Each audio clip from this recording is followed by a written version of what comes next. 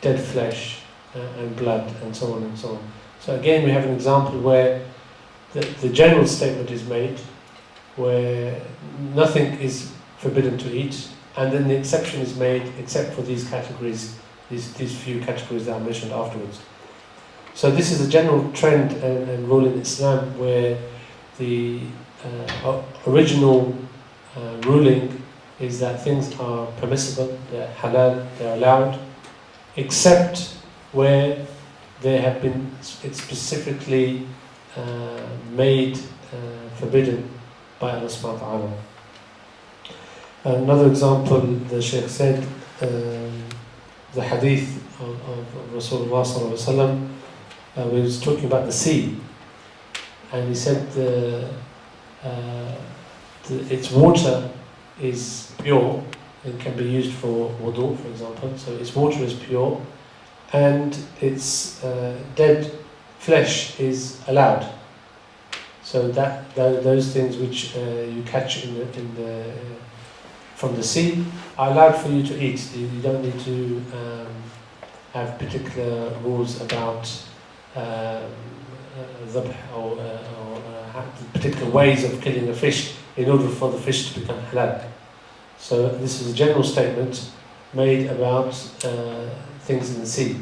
And then the scholars went further and then tried to make exceptions for certain types of animal in the sea, according to their understanding of the hadith. And the same applies to fluids, different types of drinks that we have. The general ruling is that everything is allowed to drink, and then there are exceptions made for things like alcohol because of its detrimental effects on the human. So, and the scope of what is permitted, the scope of the halal matters, is far outweighs the scope of the forbidden matters, almost to the extent that there is no real comparison between them. Another example is the scope of relationships where marriage is allowed between them, is a general permission for marriage between male and female, that the marriage is allowed between any male and any female. And then exceptions are made for certain types of relationships where the marriage is not permissible, where the relationship is close, like mother, aunt, grandmother, and so on and so on. So again, the general permission is, the general ruling is that the action is allowed, and then you have some specific exceptions made from the ruling. And then the Sheikh mentioned that the hadith is saying that the permissible matters are clear and the forbidden matters are clear, and these matters have been made clear by Allah subhanahu wa ta'ala. So the fact that they are clear is they're not clear because any human being has come up and said, oh, this is permissible and this is not permissible. When a scholar is asked about their opinion on a particular matter, and they say, in my opinion it's permissible, or in my opinion it's forbidden, what they're not making the action permissible or making the action forbidden. What they're doing is saying, based upon their understanding of the sources coming from Allah subhanahu wa ta'ala and His Messenger, their understanding of these sources is that Allah subhanahu wa ta'ala has made this permissible and that Allah subhanahu wa ta'ala has made this forbidden. So they're not themselves making it permissible or forbidden. They're giving an opinion based upon their understanding of the sources.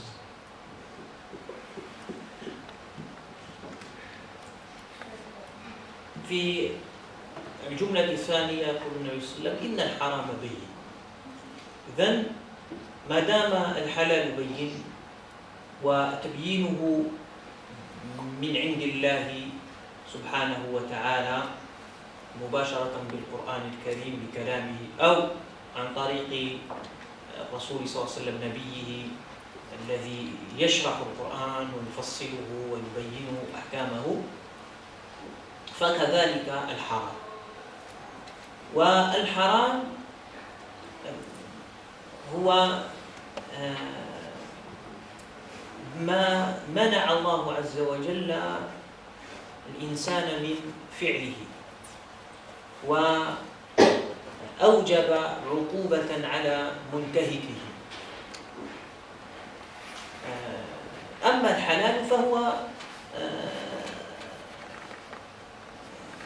غير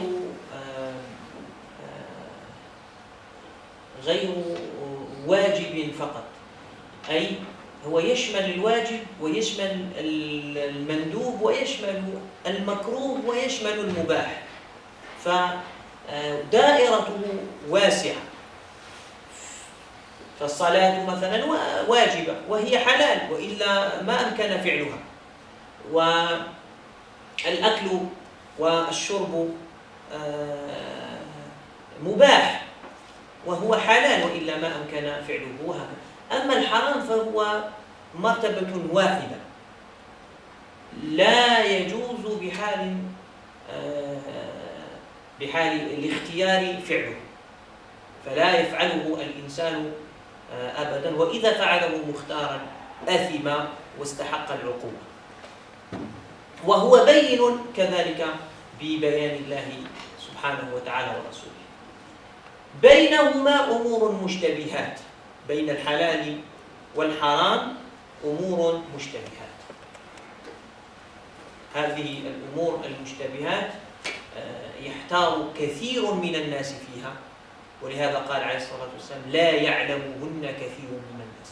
ومعنى هذا أن بعض الناس يعلم حكمها، كثير من الناس لا يعلمهن ولكن بعض الناس يعلمها، وهؤلاء الناس هم العلماء.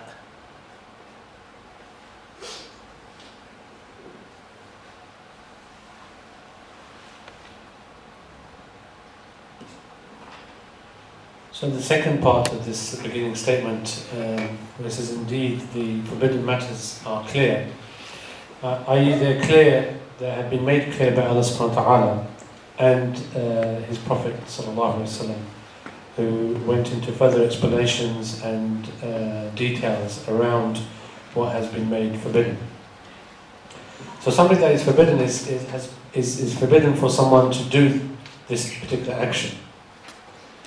And if they do the action, then a punishment becomes obligatory upon them. So something that is forbidden is an action which has been prohibited in Islam, and the punishment for the action becomes obligatory after the person has done it. The category of halal, of permissible matters, the Sheikh mentioned, includes 4 categories. Includes what is obligatory, includes what is recommended, includes what is permissible, and includes what is not recommended. So this particular, the first part of the hadith, the permissible matters, includes all these 4 categories. So for example, the prayer is obligatory, we have to do it, but it's more than just permissible. So it's definitely permissible. Otherwise, if it was not permissible, we wouldn't be allowed to do it. Different types of drink is permissible. And if it wasn't permissible, we wouldn't even be allowed to drink. So all of these categories are included in the permissible matters. And the forbidden matters is one category on its own. And it's that category which has been made expressly prohibited, and the person who does one of these actions, punishment is then made obligatory for this person. So between these matters, between these the permissible matters which are clear and the prohibited matters which are clear, the hadith continues to talk about matters which are doubtful. So between these 2 stations, there is another grey area between them, where the ruling in these matters is doubtful. And the hadith continues to say that not many people know about or understand about these matters and know their rulings. And the meaning to be taken from here is that therefore there are some people who do understand these matters and do understand the rulings that apply to these matters. And these few people in the society